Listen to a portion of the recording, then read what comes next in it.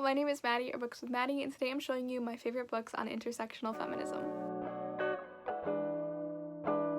So in honor of International Women's Day, which is happening the day that I'm filming this, I'm hoping yesterday, if I posted this on the right day, then yesterday, I'm going to be sharing with you my favorite books that have good intersectional feminism in them. In case you aren't aware, I am a women and gender studies major in college, so I study a lot of books that have to do with intersectional feminism. On top of that, I'm an English major, and so it's a very nice combination to have lots of recommendations for intersectional feminism. So I'm going to present those books to you. I'll have a nonfiction section of the video, which will come first, and then a fiction section of the video, which will come second. Okay, the beginning of this video may turn out to be an absolute disaster. I'm gonna try to just make sense of what's going on at this point. The lighting is pretty terrible. I realized as I was making this video that it was really ambitious to put nonfiction and fiction in the same video, which was my original plan. So I'm going to make two parts of this video, one being this part, which is just going to be me talking about intersectional feminist books that are nonfiction, and then I'm going to make another part that's talking about fiction books that have intersectional feminism in them. This one, like I said, is the nonfiction one. I really hope you continue to watch. I know nonfiction is like a polarizing category for some people because not everybody enjoys nonfiction, but I really highly recommend these books. I think they're all great resources to learn about intersectional feminism. I really hope you enjoy. If I say something about like fiction books or like something else going on, just ignore it because I'm making another video. It's not going to be this video, and that's kind of all I have to say. Okay, bye. To begin, I'm going to talk about what intersectional feminism is. So intersectional feminism is basically looking at the intersection of all pieces of someone's identity and how that affects their privilege or oppression. So like looking at the intersection between sex, gender, race, disability, age, religion, the list goes on and on and on. Looking at the intersection of all of those identities and how that affects somebody's position in the world and the privileges they're afforded versus the places in which they're oppressed. That's like the most basic definition of intersectionality that I can give you. So when intersectionality occurs in feminism, it isn't just looking at like white middle class women, it's looking at the diversity within feminism and within the multitude of identities that a person encompasses. And so the books that I'm going to recommend to you, I believe, have really good intersectional feminist representation and really represent that full spectrum of intersectionality that we're looking for when we talk about feminism. So I'm gonna be like breaking each of these books down for you into a couple of different categories to let you know like if this is a book that you're looking for based on what you're looking for. So I have a couple criteria that I'm gonna like rate for you, and for the purposes of this video also, these are all going to be books that I've read. I have recommendations for books that I haven't read that I just know are by authors that I've read before, and so I trust their books, or that people have like recommended to me before or on my shelf and I know they're gonna be good. But for the purposes of this specific video, I'm just going to be giving you recommendations of books that I have read, and so if there's one that like you're like, oh my gosh, why didn't you recommend this one? It's probably because I haven't read it, because there's lots of great books on intersectional feminism and I haven't read all of them. But if you have any recommendations, please feel free to leave them in the comments below because I'm always looking for new books. So I'm going to be rating them for their like accessibility, so like how easy are they to read and what audience are they kind of written for, the like enjoyment value or like how the writing is and like kind of that. I don't have a great name. I have it written as enjoyment/writing. Just like how is it reading wise, like how the readability. And then the educational value, so like what values is this book specifically promoting? What sections of intersectionality is it representing? And then fourth, I'm going to give you my personal rating, so how I rated it on a 5-star scale. My 5-star scale, I call it my personal rating obviously because it's personal, but also because I don't think that it's a reflection of the book's value necessarily. I think there's a lot of other people who might enjoy it more than I did. So we're going to start with nonfiction, and I've split these into a couple different categories so that kind of represent the accessibility. I have notes, that's why I'm looking down because I don't have them memorized. So we have like casual nonfiction, so books that are written for somebody who doesn't have a large breadth? Is that a word? Breadth? Maybe. Of knowledge about feminism, gender studies, gender theory, any type of those types of things. So these are just for like casually reading nonfiction at a pretty average level. So like it expects that you know like probably what feminism is, but then after that it's kind of holding your hand through the rest of it. And then memoirs, so these are books about people's lives that I believe represent intersectional feminism in a way that's really beneficial to read. Then we have historical, which is like a nonfiction historical book that I feel like represents intersectional feminism. And then we have academic, which are a little bit more challenging books and take a little bit more energy to read and get through, but I personally really enjoy, and I think they have a lot of value. And then, yeah, okay, so we're just gonna start. I'm gonna start with the casual category because these ones I feel like are, if you're just trying to get into intersectional feminism, or if you have like a base amount of knowledge and you kind of want to build onto that knowledge, these are the books that I would recommend that you gravitate towards. Okay, so the first one that I will recommend is For the Love of Men by Liz Plank. The subtitle for this one is A New Vision for Mindful Masculinity. So basically, the goal of this book is to talk about the differences between toxic masculinity and mindful masculinity, and the way that toxic masculinity and patriarchy harms men in similar ways that it harms women, and just kind of brings awareness to all the facets of toxic masculinity and kind of calls those out, and then calls for a resurgence. Maybe isn't the right word. A insurgence? More mindful masculinity. It's like saying you should be more mindfully masculine. I read this for a class called Sociology of Gender and Sexuality. It was a class that I was a TA for, and it is a little less academic than I think we were looking for in that class, so I did naturally give this a lower rating of 3 stars, just because I think that the expectations that I had were not quite met, and maybe my expectations were wrong, so it might be partially my fault. That's why I'm like, don't take my personal rating into account as much as the other aspects of it. I don't know, I'm having a really hard time talking today. But basically, my personal rating was 3 stars. As far as accessibility goes, I would give this like I'm gonna do it on a 10 star scale of accessibility, and I would probably give this like a 7 out of 10. I found it pretty accessible, it's pretty readable. Liz Plank has a very unique way of writing and engaging the reader into the text, and using a lot of easy metaphors and allegories and allusions and stuff like that that make it easy for the reader to connect to the text. She also brings in personal stories from men who have experienced toxic masculinity and mindful masculinity, and uses their stories to kind of push forward through each of the topics that she goes through, and kind of gives her a little bit more credibility because she's getting the stories of real men, and I think that adds another layer of credibility, I guess, to this book. As far as enjoyment and writing goes, I mean, I feel like I already touched on this. I felt like the writing style was very accessible, very readable. I felt like it was a little bit repetitious and lengthy at some points, including a lot of really repetitious and unnecessary details. And enjoyment, I think this would definitely be for a more beginner's introduction into feminism. I definitely learned a lot from this book, but because I'm majoring in it, there was a lot of things that I already knew that just felt very repetitious to me, and so my enjoyment was a little bit decreased because of that. Educational value though, I would give it like a 10 out of 10.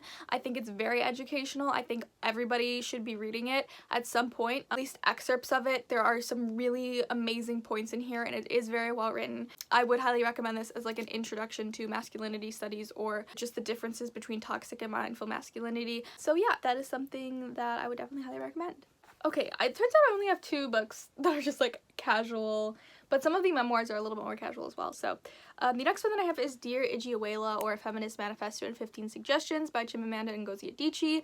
Long title, long name, but it is very accessible actually. This is a very short book. It is 63 pages of text, and this basically is a letter from Chimamanda Ngozi Adichie to her friend about raising her daughter to be a feminist. It is very accessible.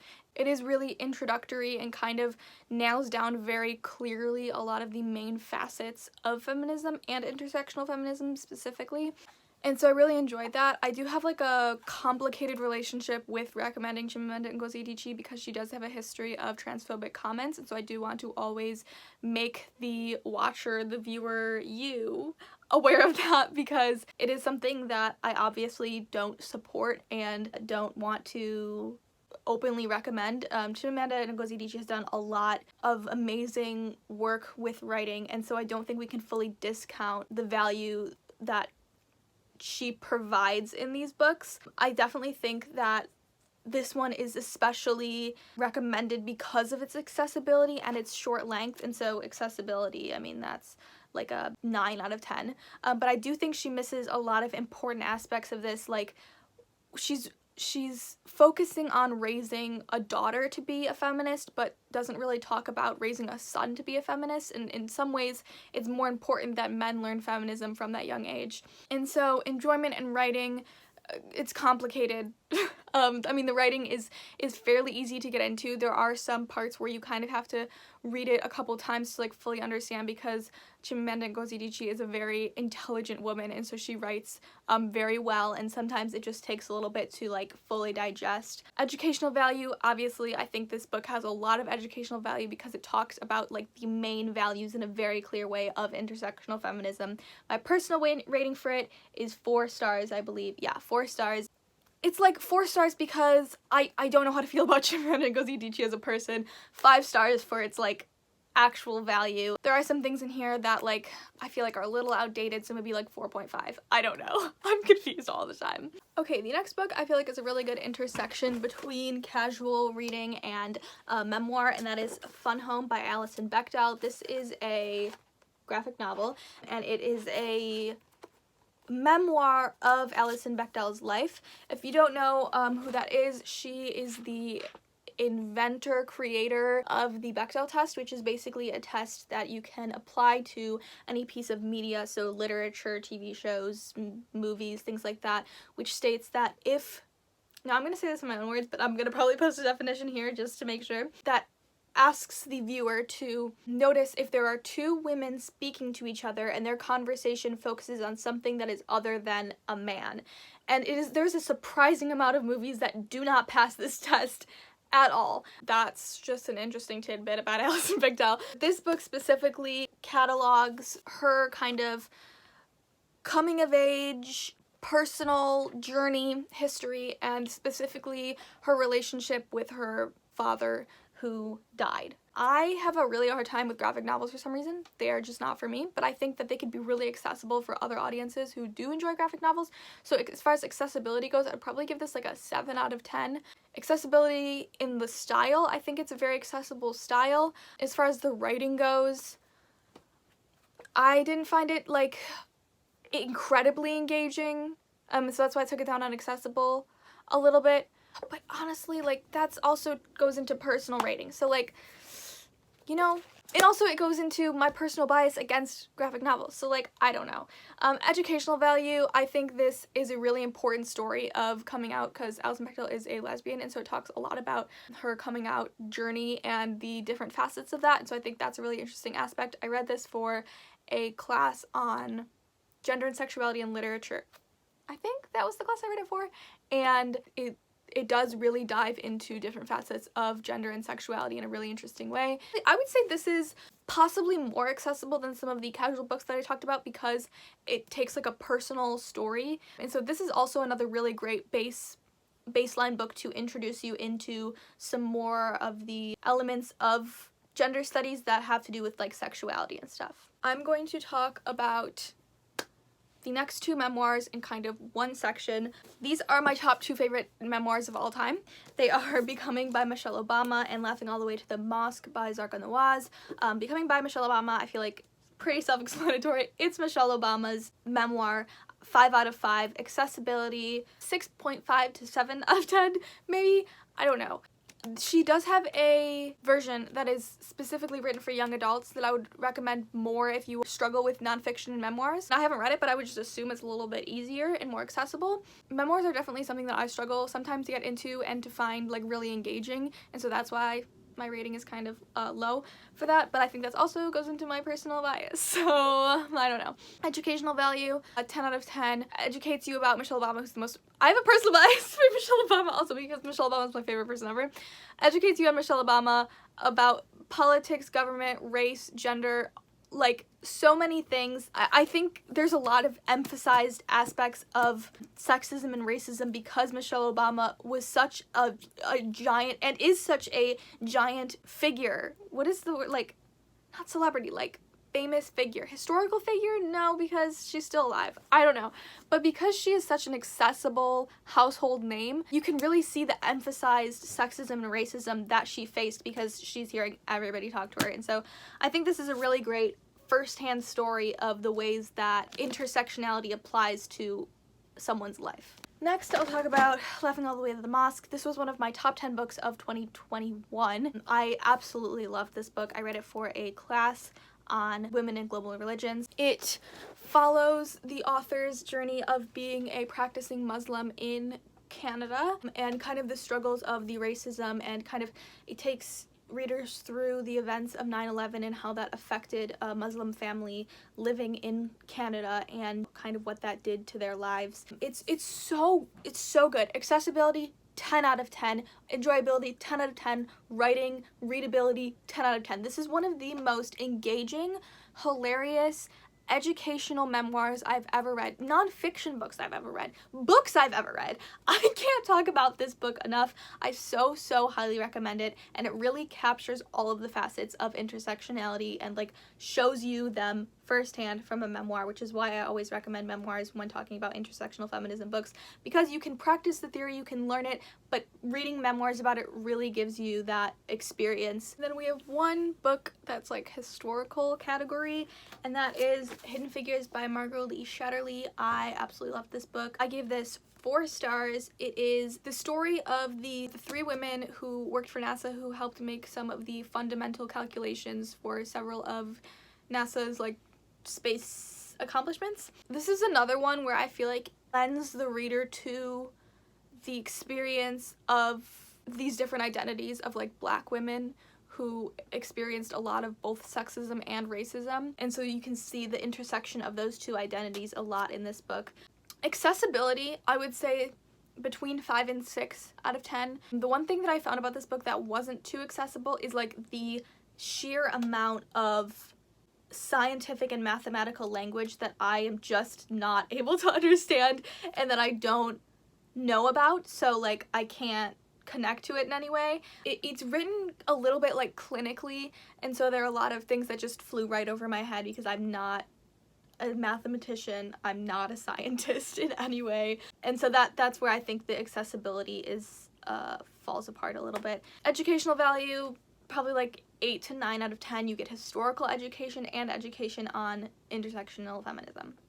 It's a win-win. Okay, the next section that I'll go over is the biggest section, and that is academic books. So these ones are ones that I will be more diligent about rating the accessibility of. But this is also my favorite section and the ones that I feel most passionate about, and the ones that I will probably recommend the most out of all of the books that I've talked about. I feel like these ones grasp the idea of intersectional feminism so well. So the first one that I would recommend is A Room of One's Own by Virginia Woolf. This is a fairly short book, but the accessibility I would say is low. I would say this is like maybe a 4 out of 10 accessibility wise, and when I'm rating these accessibility wise, I'm thinking about like the average reader, like maybe at a high school level. At a college level, I think this is a lot more accessible, but I know that my audience is a little bit younger, so I want to be more honest about that. And also, I don't want the accessibility of this to discourage you from reading these in any way, shape, or form, because while some of these books are hard to get through, it's like the value that you get out of them outweighs the struggle of reading them, because you become a much better person after reading them, you know what I mean? A Room of One's Own is I believe an essay written by, or like a speech, like, okay, this essay is based upon 2 papers read to the Art Society at Newnham and the Otta at Girton in October 1928. The papers were too long to be read in full and have since been altered and expanded. So they're based off of spoken speeches that turned into essays that turned into papers.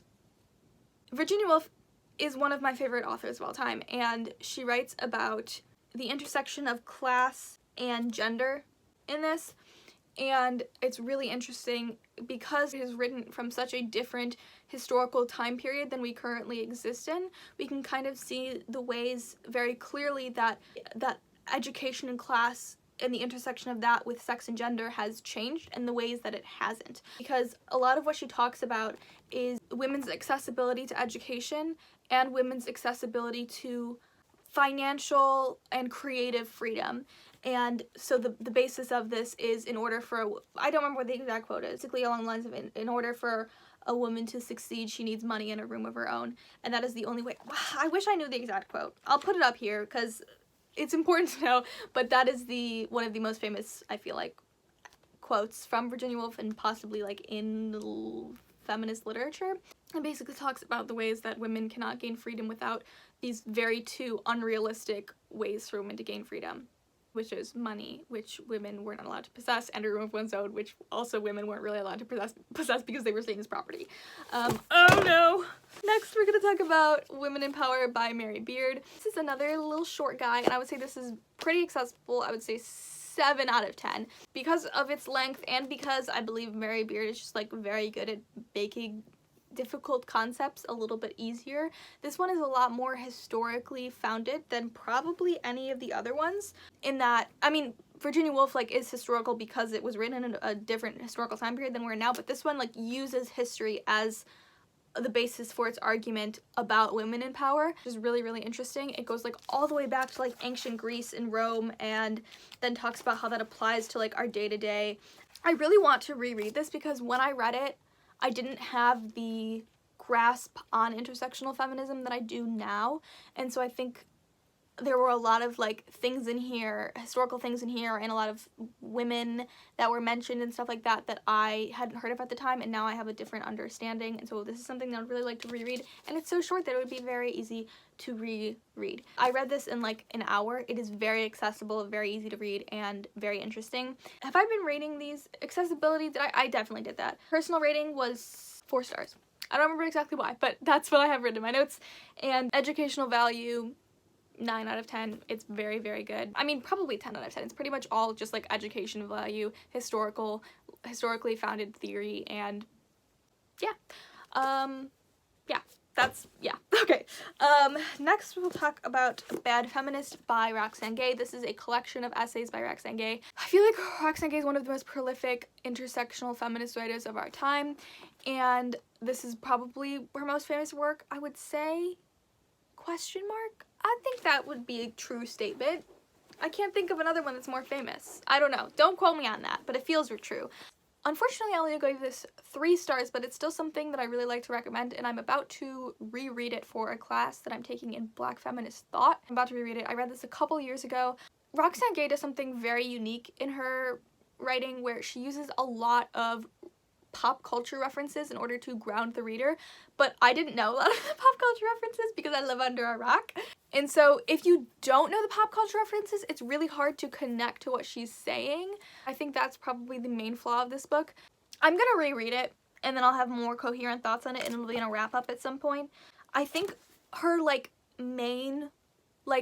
main points that she makes over and over and over again in this book are like foundational to feminism and intersectional feminism and the way that we understand feminism today. And that's why I think this is such a important book, because I think that it like has such a large foundation in the way that we understand feminism today. So that's why I think this book is so valuable. I'm excited to reread it and get a new impression of it and hopefully like it more, because I do have a whole new ground foundation for feminism now that it has been several years. Okay, next I'm going to talk about The Second Sex by Simone de Beauvoir. This is a chunky book, and I will admit I have not read all of it.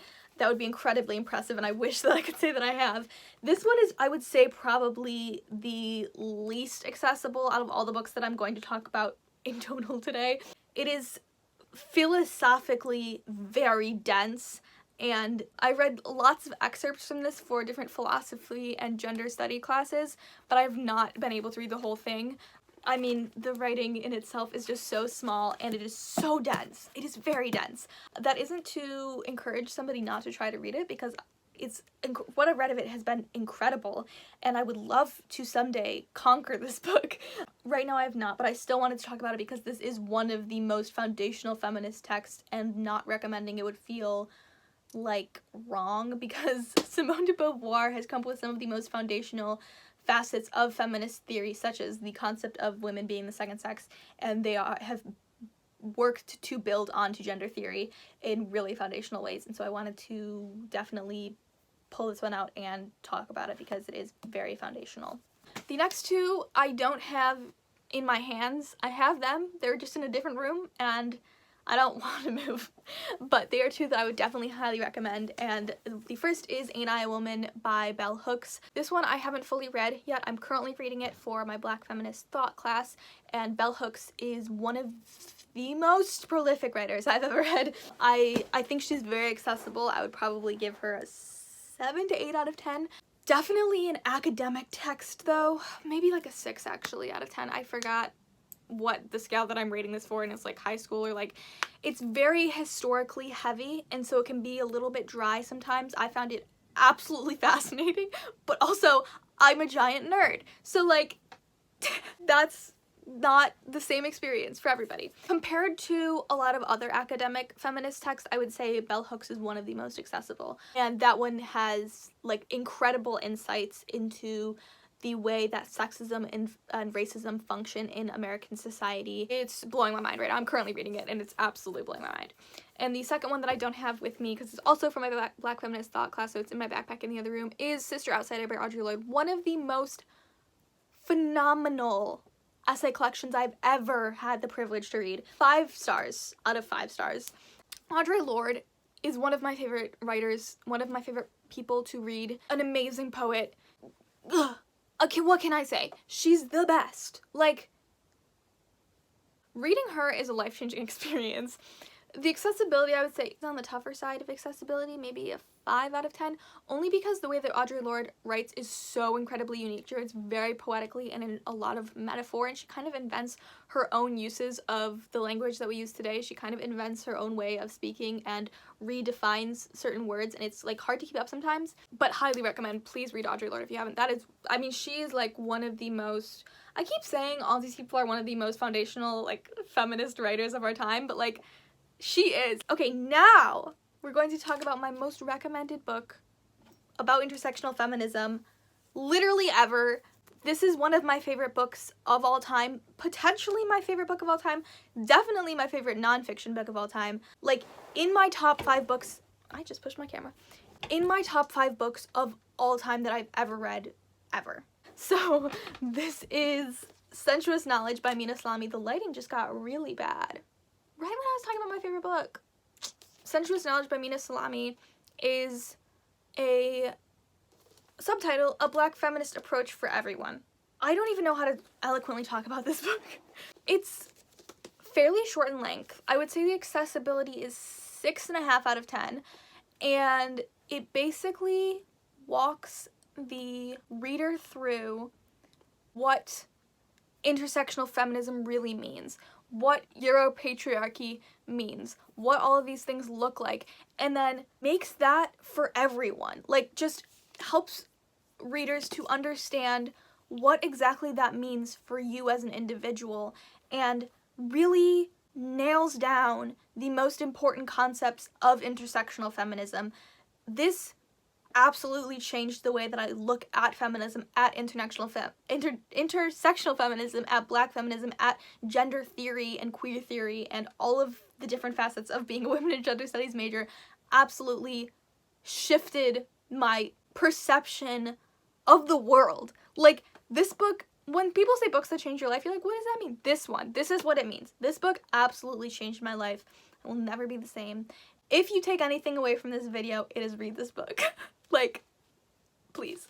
Well, I really hope you did enjoy this video and found it helpful. I think all of them are an incredible place to start understanding intersectional feminism, and as we continue through Women's History Month, it's an excellent time to pick up one of these books and kind of reflect on where we're at in our journey through feminism and intersectional feminism and all of the facets of that. It's a really great time to just reflect on the lives of women in America. I would love to hear recommendations for books on intersectional feminism that you love in the comments below, because I'm always looking to find more books to educate myself further, because I still have a long way to go and we can always learn new things. So yes, absolutely, please leave recommendations in the comments below. I have many more recommendations. If you'd like to hear them, I can make another part to this video that's more nonfiction books as I continue to read sometime in the future. Let me know if you'd like to have another video about this, or maybe this was just too much.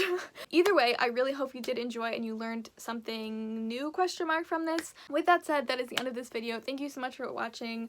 Leave a like if you feel inclined to, and also subscribe if you feel inclined to. It really helps me out, and I would appreciate it a lot. But you don't have to. But if you want to, you should.